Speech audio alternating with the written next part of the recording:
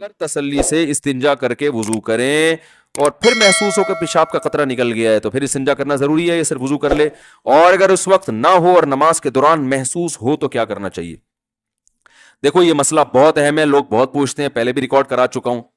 جب پیشاب کرتے ہیں تو ایک دفعہ تسلی کر لیں کہ قطرہ آنا بند ہو گیا کہ نہیں ہو گیا، فوراً اٹھ کے نہ آئے، کیونکہ جب پیشاب کرتا ہے نا انسان تھوڑا سا کچھ نہ کچھ قطرات تری کچھ نہ کچھ آتی رہتی ہے، تو آپ تسلی سے بیٹھے رہیں، صحیح ہے نا؟ اب یہ نہیں کہ بیٹھے ہی، وہمی آدمی تو قیامت تک بیٹھا رہے گا، تو یہ وہمی ہوگی نہیں، نارمل آدمی کی بات کر رہا ہوں میں۔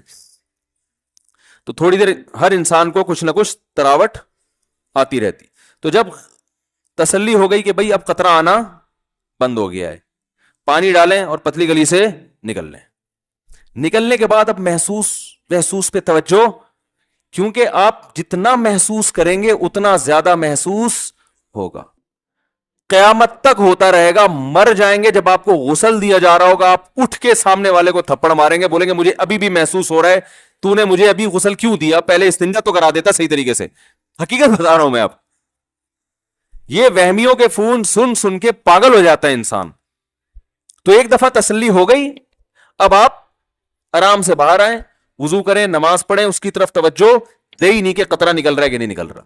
ہاں صرف محسوس نہیں، یقین ہو گیا کہ قطرہ نکل گیا ہے، اتنا یقین ہو گیا کہ آپ قسم اٹھا کے کہہ سکیں اللہ کی قسم پیشاب کا قطرہ اب نکل چکا ہے، تو آپ کا وضو ٹوٹے گا۔ بات آ رہی ہے سمجھ میں؟ لیکن وہمی کی سمجھ میں ابھی بھی نہیں آ رہی، کیونکہ وہمی کہے گا کہ وہمی لوگ پتہ کیا کہتے ہیں، پتہ نہیں یار میں قسم اٹھا سکتا ہوں کہ نہیں اٹھا سکتا،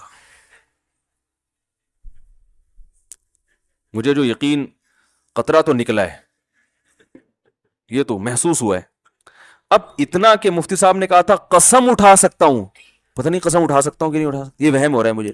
تو جب وہم ہو رہا ہے اس کی علامت ہے آپ نہیں اٹھا سکتے قسم، آپ کو یقین نہیں ہے۔ دیکھو ابھی رات ہو رہی ہے، قسم اٹھا سکتے ہیں نا؟ کوئی بھی وہمی ہوگا قسم اٹھا کے بولے گا بھائی رات ہو رہی ہے، اب وہ بھی اس پہ بھی قسم نہ اٹھا سکے پھر وہ اس کو تو پھر فوراً کسی نفسیاتی ہاسپٹل میں ایڈمٹ کرائے نا۔ تو جو آپ کو وہم ہو رہا ہے پتہ نہیں قسم اٹھا سکتا ہوں، تو اس کی علامت ہے کہ آپ کو یقین نہیں ہے، تبھی تو آپ کنفیوز ہیں کہ اٹھا سکتا ہوں کہ نہیں اٹھا۔ جو 100% جس چیز کا یقین ہوتا ہے فوراً انسان قسم اٹھا لیتا ہے، تو اگر کنفیوز ہے کہ پتہ نہیں اٹھا سکتا ہوں کہ نہیں اٹھا سکتا، تو اس کا مطلب ہے آپ قسم نہیں اٹھا سکتے، حدیث کے مطابق آپ کا وضو باقی ہے۔ اب آپ جا کے بلا وجہ شلواریں چیک کر کر کے اپنا ٹائم ضائع کرتے رہو اور وسوسے میں آتے رہو، تو وہی بات ہے کہ یہ آپ کی اپنی ٹینشن ہے، یہ ٹینشن شریعت نے آپ کو نہیں دی ہے۔ شریعت کا حکم یہ ہے کہ ایک دفعہ جب یقین ہو گیا کہ قطرے آنا بند ہو گئے ہیں، تو اب جب تک 100% یقین نہیں ہوگا قطرے نکلنے کا، اس وقت تک آپ کا وضو برقرار رہے گا۔ اب وہمی ایک اور مسئلے کا شکار ہوتا ہے، وہمی کہتا ہے ٹھیک ہے مجھے یقین نہیں ہے کہ قطرہ نکلا ہے، لیکن پاسبل تو ہے کہ نکل گیا ہو، سمجھ رہے ہیں؟ یہ وہمیوں کو ہوتا ہے۔ اگر بالفرض نکل گیا ہوا تو وضو تو ٹوٹ گیا، پھر نماز تو نہیں ہوئی۔ اس کا جواب یہ ہے کہ بھائی جب شریعت نے کہہ دیا کہ جب تک 100% یقین نہیں ہے تو وضو باقی ہے، تو اس کا مطلب ہے کہ بالفرض اگر نکل بھی گیا ہو تو بھی وضو باقی ہے۔ سمجھ میں آ رہی ہے بات؟ کیونکہ جب ایک دفعہ پیشاب کر لیا اور آپ کو اب یقین ہو گیا کہ اب قطرات نہیں آ رہے، آپ استنجا کر کے باہر آ گئے، اب شریعت یہ کہتی ہے کہ اب وضو قطرہ نکلنے سے یا نہ نکلنے سے نہیں ٹوٹے گا، اب جب تک نکلنے کا یقین نہیں ہوگا نہیں ٹوٹے گا، جب نکلنے کا یقین ہوگا تو ٹوٹے گا۔ اب قطرہ نکلنے سے وضو ٹوٹتا ہی نہیں ہے، اب قطرہ نکلنے کا یقین ہونے سے ٹوٹے گا وضو۔ بات آ رہی ہے سمجھ میں؟ لیکن وہمیوں کی سمجھ میں پھر بھی نہیں آئے گا۔ وہ پتہ ہے ایک اور حملہ کرے گا شیطان یہ کہے گا کہ دیکھو بھائی اصل میں جو حکم تھا نا وہ تو قطرہ نکلنے سے، پہلی دفعہ تو جب پیشاب کیا تو قطرہ نکلا تو وضو ٹوٹا نا، کیا خیال ہے؟ یہ تو شریعت نے ہم کو آسانی میں ڈالنے کے لیے، ایک وہمیوں کو وہم سے اور ٹینشن سے بچانے کے لیے شریعت نے کہہ دیا کہ یقین ہو قطرہ نکلنے کا تو وضو ٹوٹے گا، یقین نہیں ہے تو نہیں ٹوٹے گا۔ لیکن اوریجنل مسئلہ تو یہی ہے کہ پیشاب نکلنے سے وضو ٹوٹتا ہے، چاہے ایک قطرہ ہو چاہے 10 قطرے ہوں۔ تبھی تو جب پہلی دفعہ پیشاب کیا تھا میں نے بیٹھ کے تو وضو پورا ٹوٹا تھا میرا۔ تو اس کا مطلب ہے کہ اصل تو وہی ہے۔ تو یاد رکھو وہ جو اصل ہے کہ پیشاب نکلنے سے وضو ٹوٹتا ہے وہ بھی شریعت کے بتانے سے ٹوٹتا ہے نا, یہ کسی انگریز نے ریسرچ کر کے بتایا تھا لیبورٹری میں. تو جو شریعت نے آپ کو یہ بتایا کہ پیشاب نکلنے سے وضو ٹوٹتا ہے, اسی شریعت نے یہ بتایا کہ یہ اس وقت ٹوٹتا ہے جب آپ کو نکلنے کا 100% یقین ہو. اگر یقین نہیں ہے تو 100 دفعہ نکلتا رہے, نہیں ٹوٹتا. یہ کوئی میڈیکل سائنس کی رپورٹ تھوڑی ہے کہ پیشاب نکلنے سے وضو ٹوٹ جاتا ہے بھائی.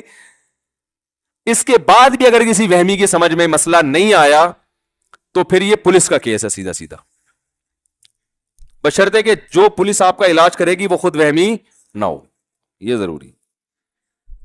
تو یہ پیشاب کا بھی یہی حکم ہے, اسی طرح ہوا خارج ہونے کا بھی یہی ہے. بعض لوگوں کو وہم ہوتا ہے پتہ نہیں ہوا جب 100% یقین ہو گیا کہ ہوا خارج ہو گئی ہے تو وضو ٹوٹے گا, جب تک 100% یقین نہیں ہے وضو نہیں ٹوٹے گا. سمجھ رہے ہیں؟ اسی طرح یاد رکھو کپڑے پہ ناپاکی لگ گئی ہے کہ نہیں لگی ہے, جب 100% یقین ہو گیا کہ لگ گئی ہے تو وضو تو ناپاک ہوگا کپڑا. جب تک 100% یقین نہیں ہے کپڑے کو پاک ہی سمجھا جائے گا. مثلا آپ جا رہے ہیں, بائک والا قریب سے گزرا, چھینٹیں پڑ گئیں. اب لوگ کہہ رہے ہوتے ہیں پتہ نہیں یار یہ پانی کی جو چھینٹیں لگی ہیں یہ کتے نے کہیں پیشاب تو نہیں کیا اس پانی کے اندر. تو بھائی آپ نے پیشاب کرتے ہوئے دیکھا ہے کتے کو؟ نہیں دیکھا, تو بس اس کا مطلب یہ پانی کیا ہے؟ پاک ہے. حضرت عمر رضی اللہ تعالیٰ عنہ ایک سفر میں تھے, پانی ختم ہو گیا, لوگوں کو وضو کی ضرورت تھی, ایک تالاب میں پانی نظر آیا, چھوٹا سا تالاب تھا. تو کسی نے جا کے تحقیق کرنا شروع کر دی کہ اس میں کہیں کتے نے پانی منہ تو نہیں ڈالا. حضرت عمر کو غصہ آیا, فرمایا اب ہی منہ ما اب ہم اللہ, جس چیز کو اللہ نے چھپا دیا اس کو چھپائے رکھو. ہم نے تو نہیں دیکھا نا, بلا وجہ تھے, ہم تو یہی سمجھیں گے پاک ہے بھائی. اب تحقیق کر کر کے کتے کو منہ ڈلوا دو اس کے اندر, سب مصیبت میں پڑ جائیں گے. کہاں پانی تلاش کرتے, 1 میل دور پانی ہو تو وضو تیمم جائز تھوڑی ہے, 1 میل کون تلاش کرے گا پانی بیٹھ کے.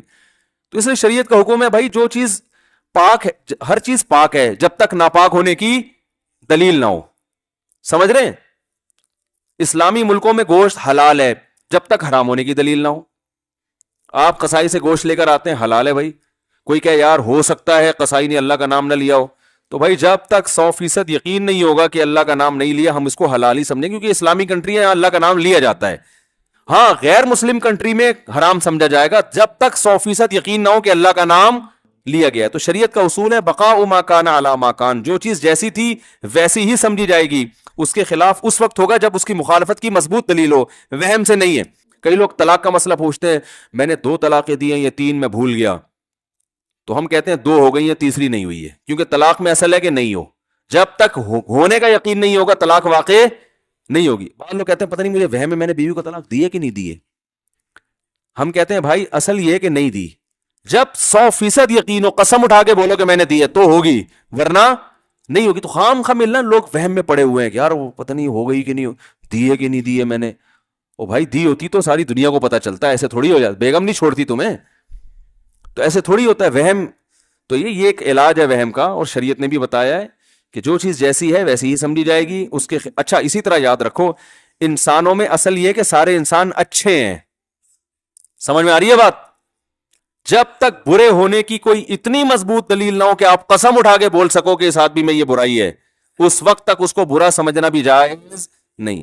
حتیٰ کہ آپ نے اس کی برائی دیکھ لی اور اس میں اس بات کا کوئی لاجک بنتی ہے اس کی کہ ممکن ہے یہ ہو, ممکن ہے یہ. جیسے آپ نے کسی کو کسی خاتون کے ساتھ کھڑا ہوا دیکھ لیا کہ ہوٹل میں چپکے سے دیکھا کہ کسی لڑکی کے ساتھ بیٹھا ہوا ہے, عین ممکن ہے شادی کی بھی ہو اس نے.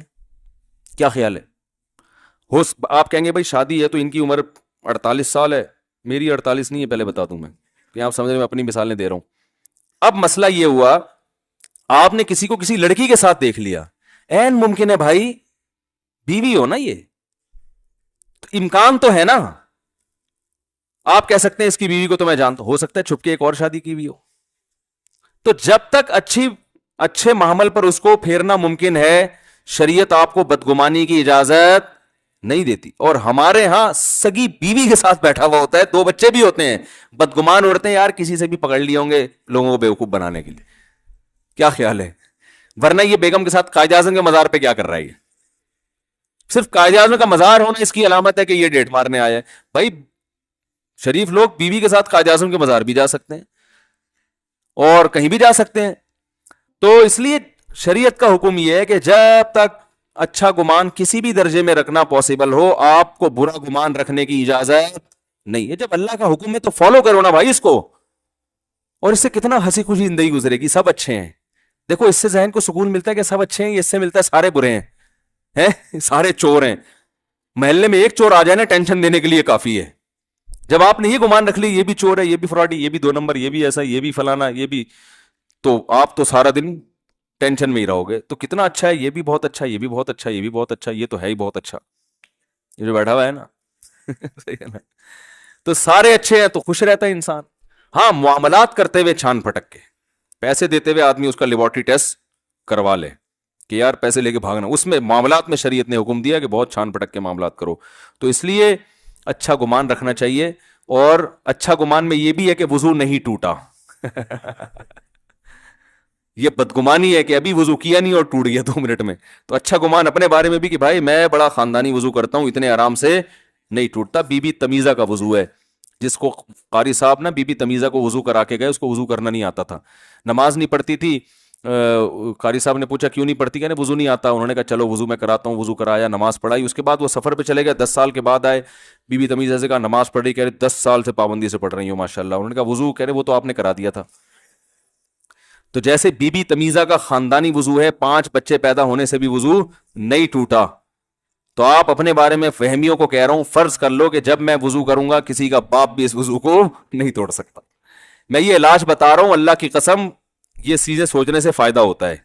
ان چیزوں کا علاج نفسیاتی ڈاکٹروں کے پاس نہیں ہوتا، ٹھیک ہے نا، کیونکہ بعض نفسیاتی ڈاکٹروں کا وہم ہو جاتا ہے کہ ہمارا وضو نہیں ہے.